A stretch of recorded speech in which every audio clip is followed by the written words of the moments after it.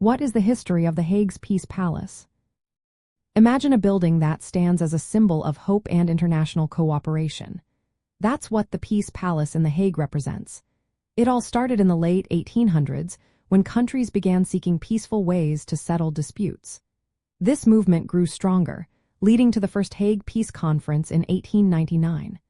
The conference was a big deal because it was the first time nations came together to talk about peace and law.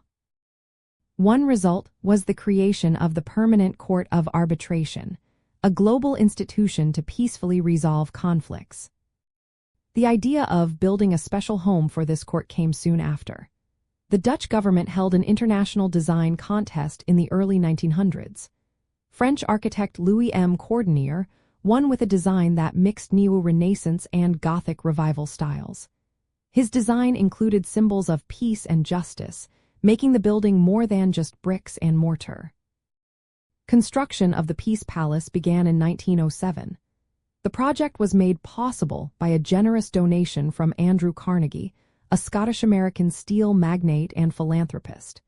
He gave $1.5 million to help fund the building. The foundation stone was laid during the Second Hague Peace Conference in 1907, symbolizing international unity. The palace was finished in 1913 and officially opened that same year.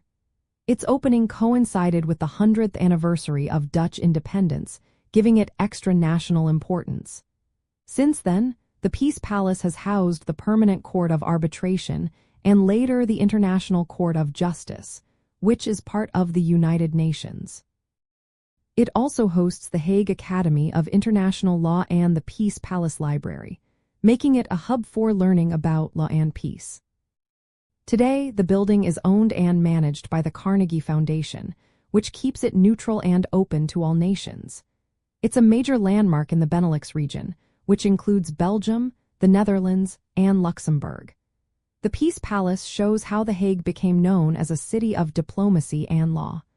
Its beautiful gardens and architecture add to the cultural scene of the city. Visitors and scholars come from all over to see this symbol of peace and justice, making it a key part of Dutch discoveries and the region's history.